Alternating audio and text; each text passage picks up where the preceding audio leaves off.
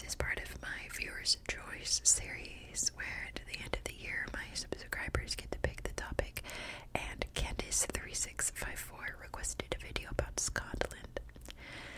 Is there anything more Scottish than the story of William Wallace? Let's get into it. Freedom fighter.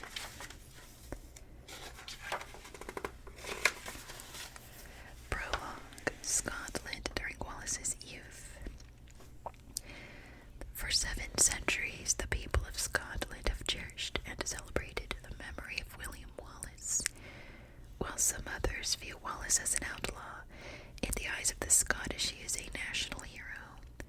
In parts of the 13th and 14th centuries, Scotland was occupied by England.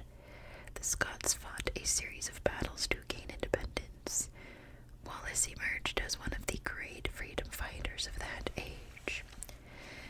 Nothing certain is known about Wallace's youth. The medieval histories in which he appears say nothing about his early years. They first mention him when he was an adult and already fighting the English. Even the exact date and place of his birth are unclear and disputed. The best guess of modern scholars is that he was born in either 1272 or 1273.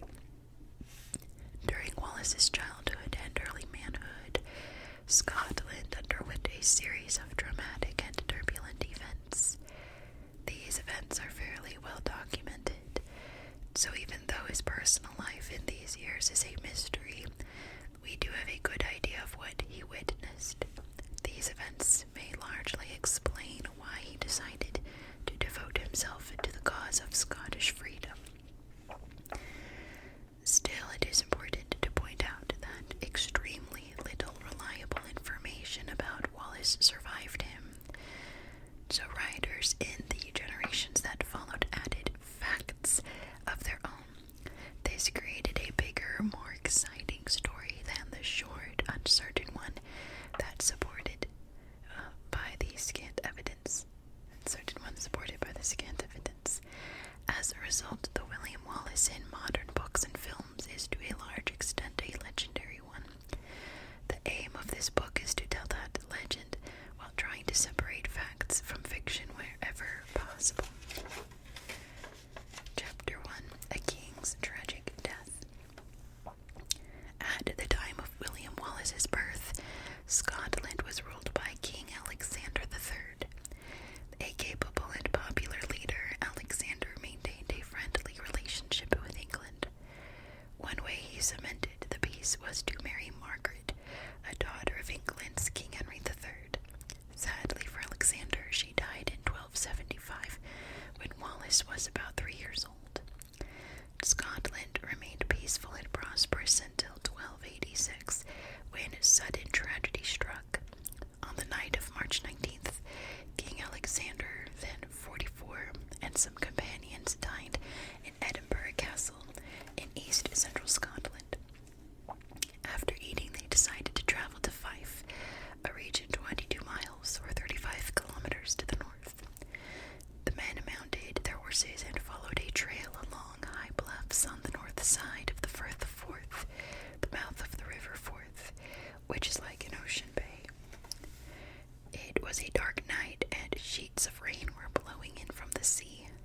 This dangerous situation proved fatal for the king. He became separated from the others. His horse stumbled and sent him tumbling downhill, his body smashing against the jagged rocks as he went. In the morning, searchers found him on a beach beside the Firth's waters.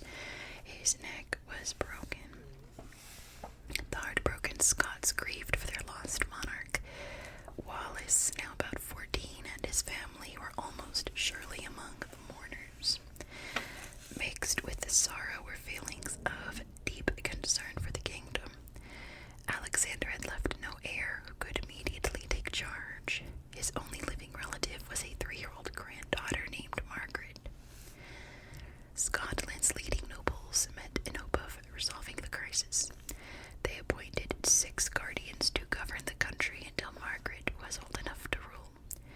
A Scottish guardian was a powerful leader respected by the people. The 6 included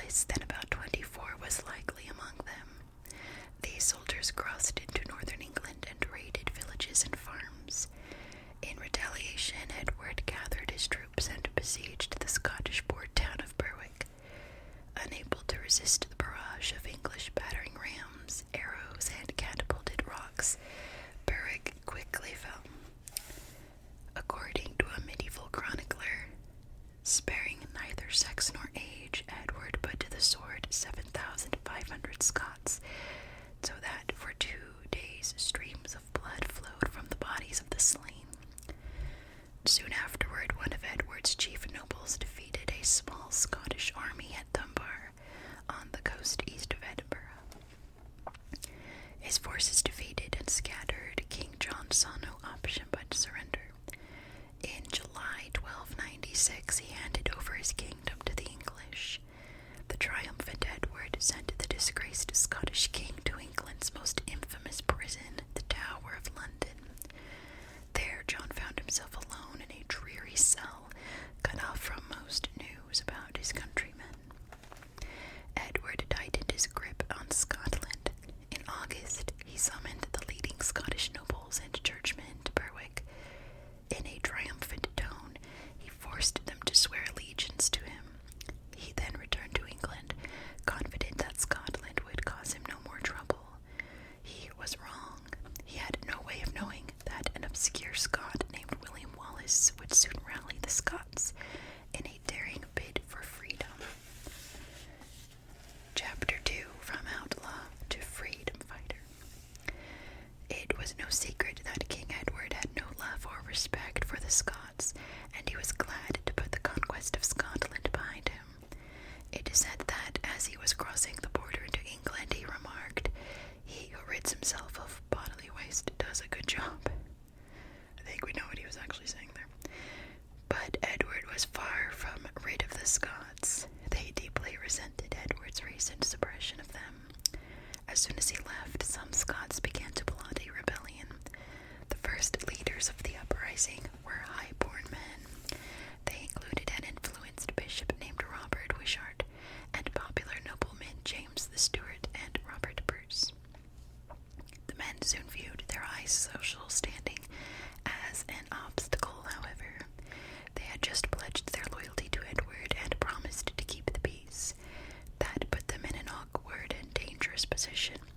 If the rebellion failed, they and their families and followers would lose everything.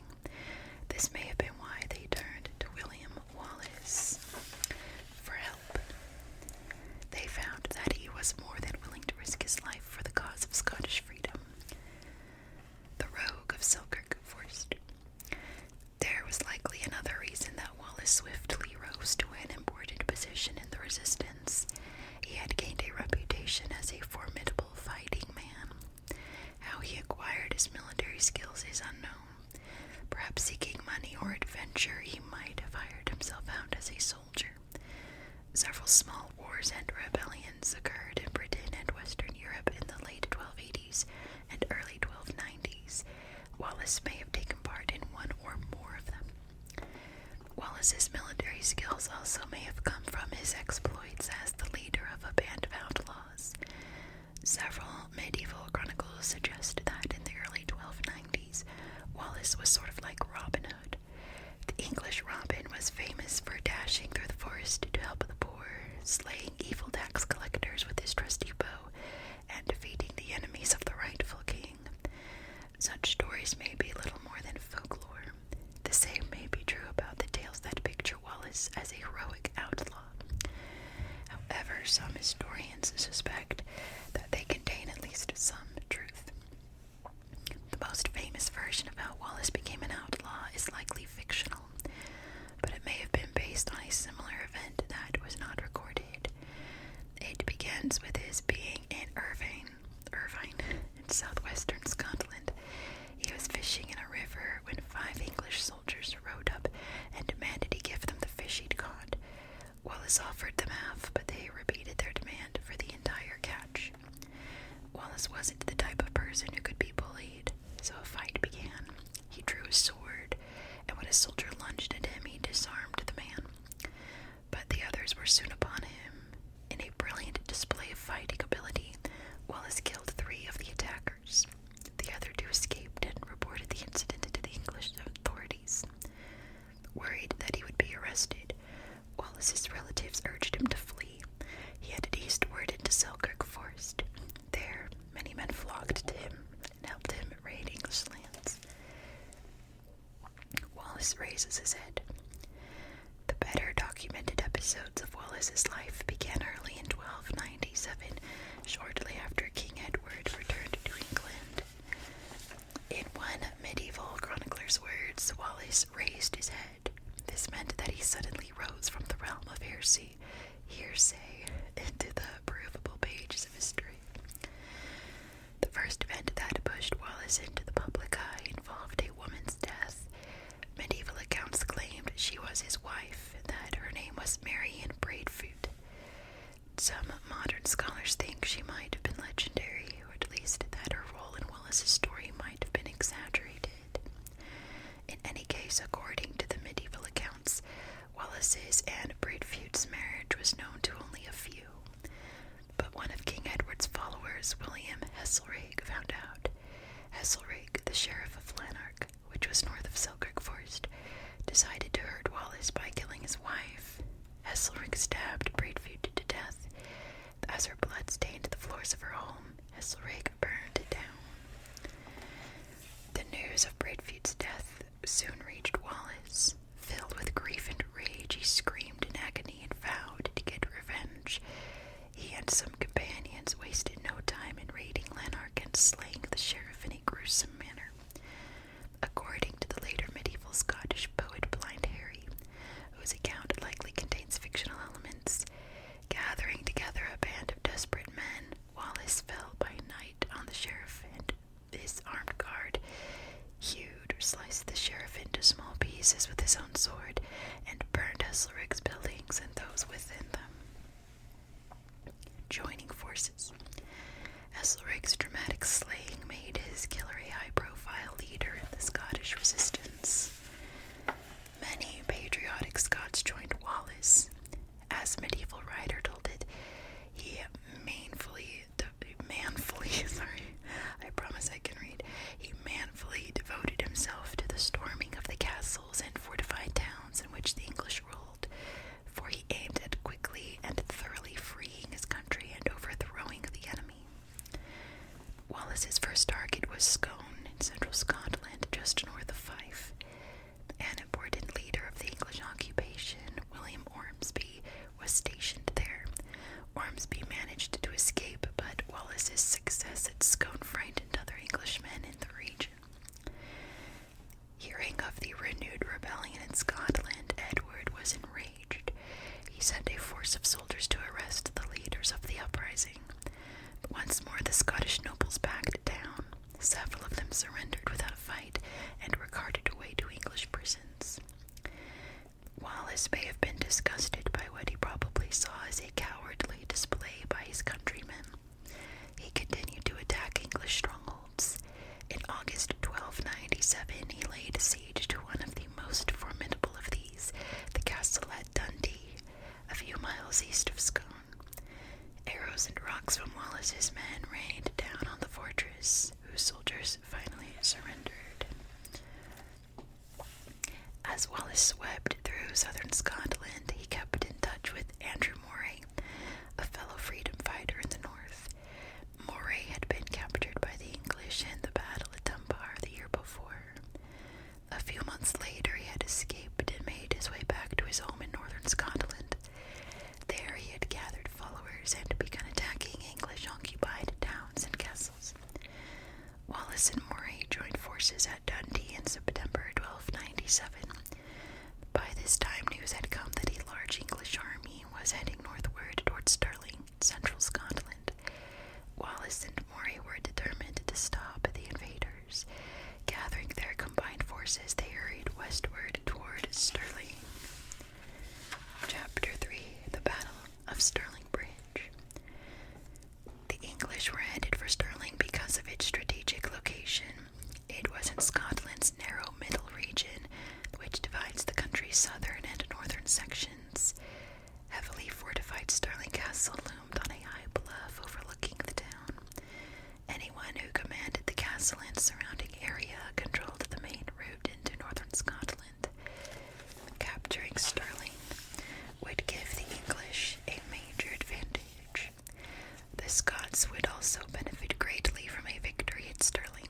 It would confine the English to southern Scotland, making their conquest of the kingdom harder. The opposing armies. The Scots arrived at Stirling before the English did. Wallace and Moray positioned their forces on a wooded hillside north of the Forth River. This waterway flows into the Firth of Forth. On its way, it moves through an expanse of flat meadows to the east of Stirling Castle. pass over Stirling Bridge, a large wooden structure. Wallace's and Moray's plan was to halt the invaders' northward advance in whatever way they could. The Scots had about 7,000 men. Most were infantrymen, 6,000 spearmen, and about 400 archers. The cavalrymen, who were soldiers on horses, numbered about 180. It's hard to know whether these and other figures for medieval armies are accurate. The real numbers might have been exaggerated in repeated retellings over the years. The Scots relied heavily on their infantry, especially the spearmen.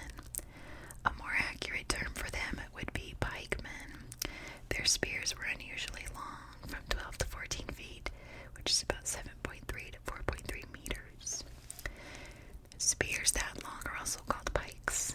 In those days, Scottish infantrymen usually fought in battlefield formations called schildrons. Let's go for schildrons. I've never seen that word in my life. Anyway, tell me how to pronounce it in the comments if I'm right or wrong. Each consisted of a large group of pikemen standing close together in lines, one behind another. The pikemen often formed a big circle, but schildrons were sometimes rectangular, as they were at Stirling. Using two hands, each man in a schildron pointed those pike toward the enemy. They created a thick wall of pike points that could mow down ordinary spearmen or swordsmen. On September 11th, 1297, the English arrived at Stirling and approached the bridge. From their vantage point on the hill, the Scots could see that the armies were roughly equal in size.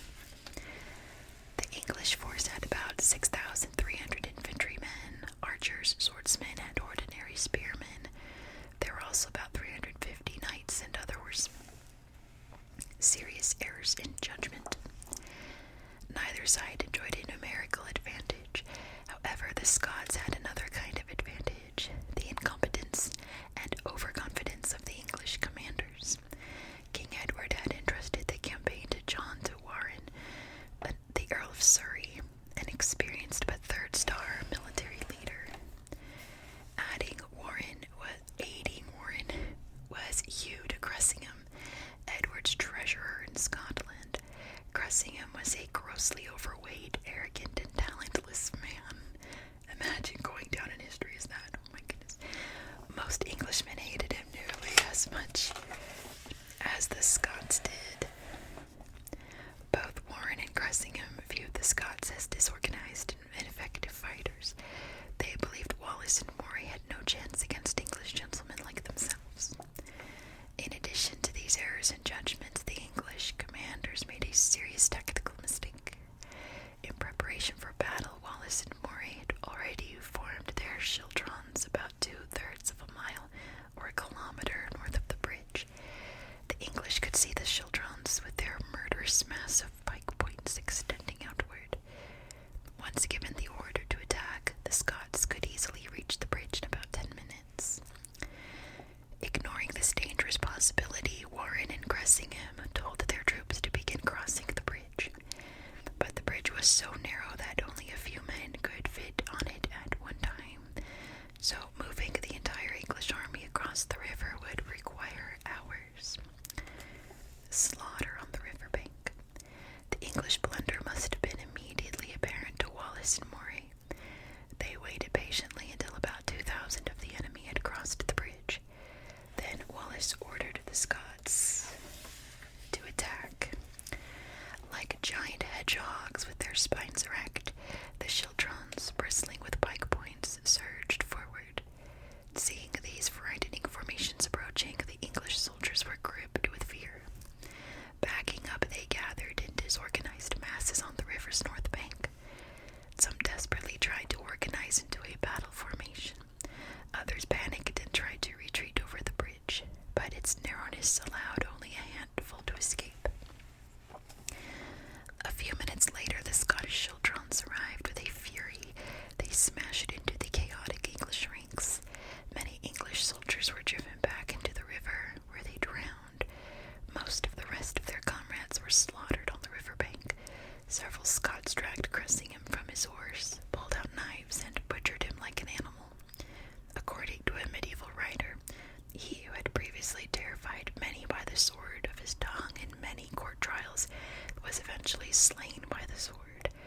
The Scots stripped him of his skin and divided it among themselves in small parts. Wallace said to have made a belt from it. Okay, that's gross. Meanwhile, the main body of the English army under Warren still stood on the south side of the river. The men watched the hideous massacre in horror. Warren seems to have feared that the victorious Scots would next cross the bridge and attack him. He ordered his men to demolish the south end of the bridge. Then he mounted his horse. His face drawn into a mask of fear, he fled, abandoning his troops. An adept ruler. The consequences of the Scottish victory at Stirling Bridge were far-reaching. William Wallace became a national hero and the undisputed leader of Scotland. Andrew Moray, who was mortally wounded in the battle, died less than 2 months later. The triumph at Stirling also roused the Scots to expand the war effort. In the months that followed, they drove nearly all the English occupiers out of the country. The Scots now had a leader with talent and popularity unmatched since the death of Alexander III. They soon expressed their gratitude. On March 29th, 1298, they appointed Wallace sole guardian of Scotland. This confidence in Wallace was not misplaced. He soon proved himself as adept at ruling as he was at fighting. Only weeks after the battle at Stirling, he began to rebuild Scotland's foreign trade. Under Alexander, the nation had grown prosperous from trade with European kingdoms and cities. The fighting in Scotland had caused commerce to seriously decline. Wallace sent letters to European leaders telling them that Scotland was once again open for business. In spite of his leadership skills, Wallace could not predict how Edward would react to the loss of Scotland. The English king was furious. He immediately began preparing a new and bigger invasion force. Once more, Wallace would be called on to save the country. Chapter 4. Scotland's Guardian Steps Down. The winter of 1297 to 1298 was a busy time for William Wallace.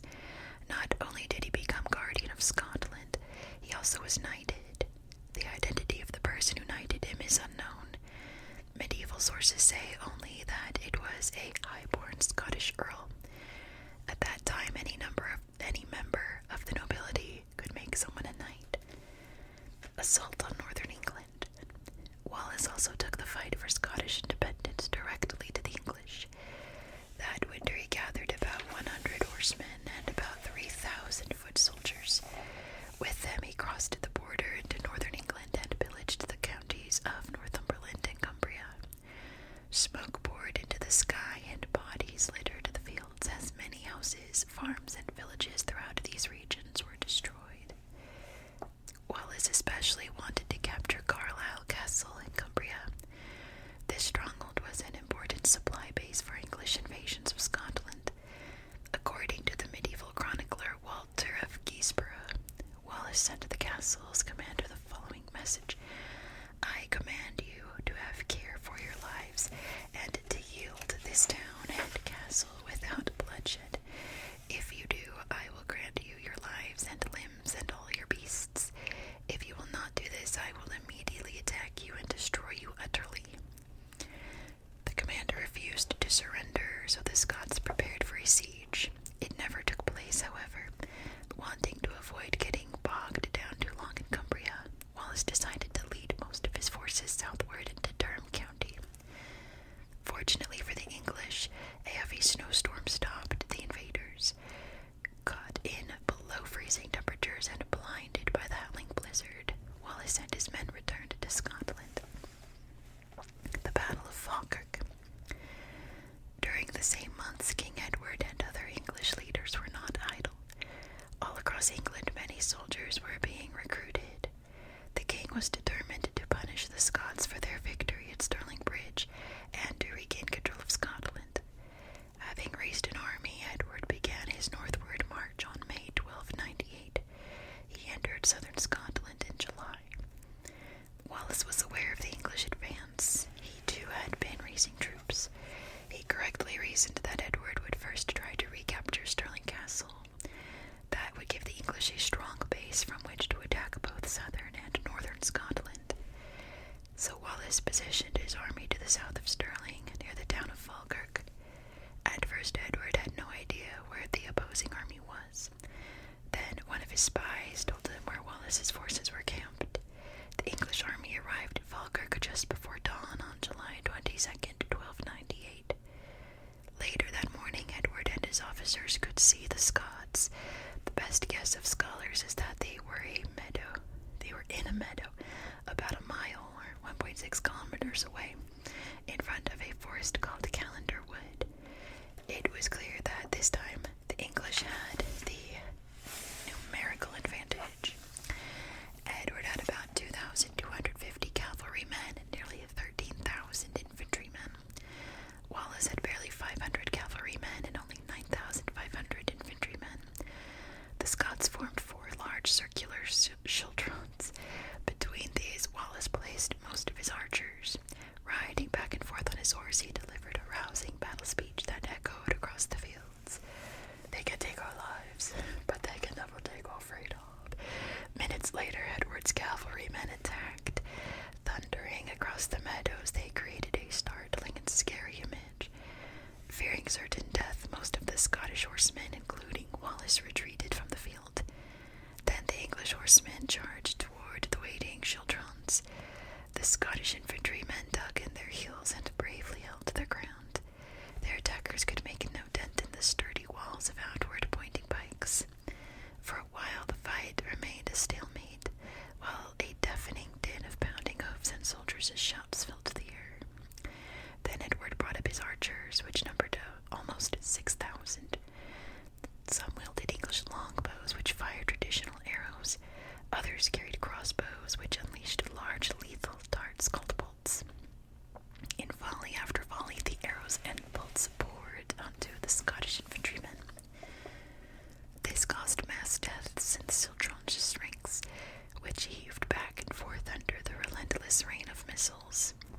As the great circle shrank and fell apart, some of the Scots ran for the nearby forest.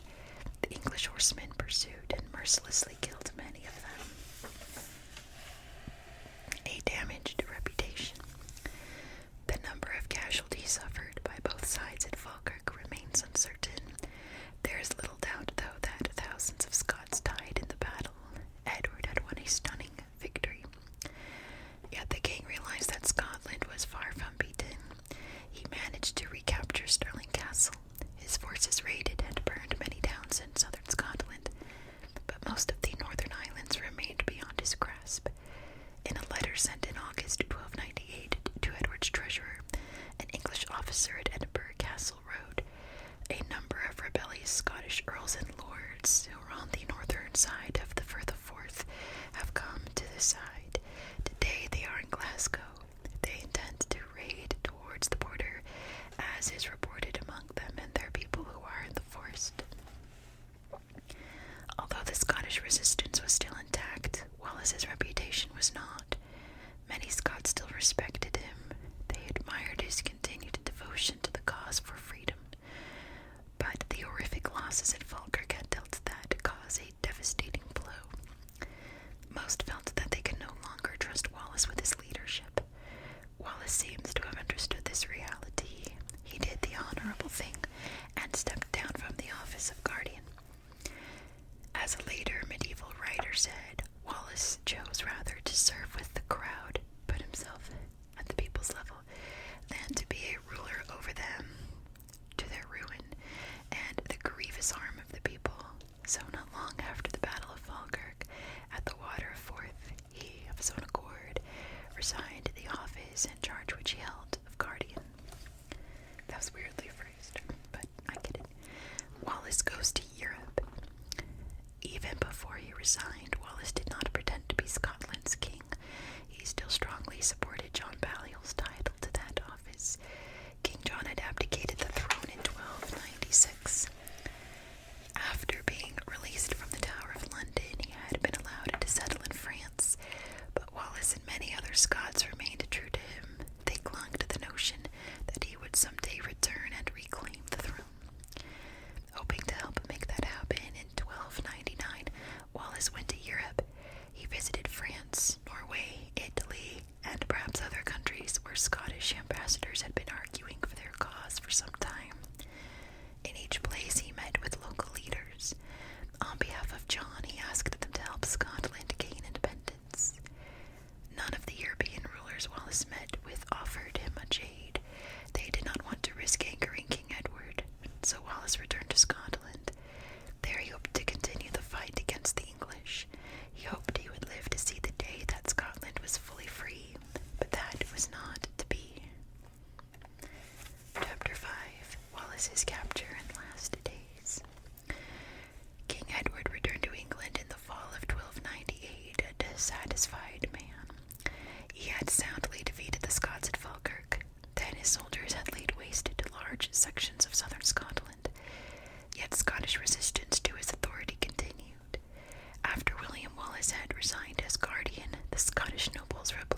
with John Comyn,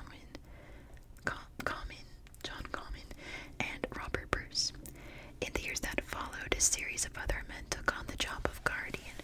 In fact, there seemed to be no shortage of Scots who were willing to oppose the English occupation. An unending nuisance. Edward was just as stubborn as his Scottish adversaries. Intent on conquering them, he launched new invasions of Scotland. In the summer of 1300, he managed to capture a few Scottish castles. He also defeated the Scots in a small battle at the Cree River in southwest Scotland. Yet these events had little impact on the ongoing war between the two countries.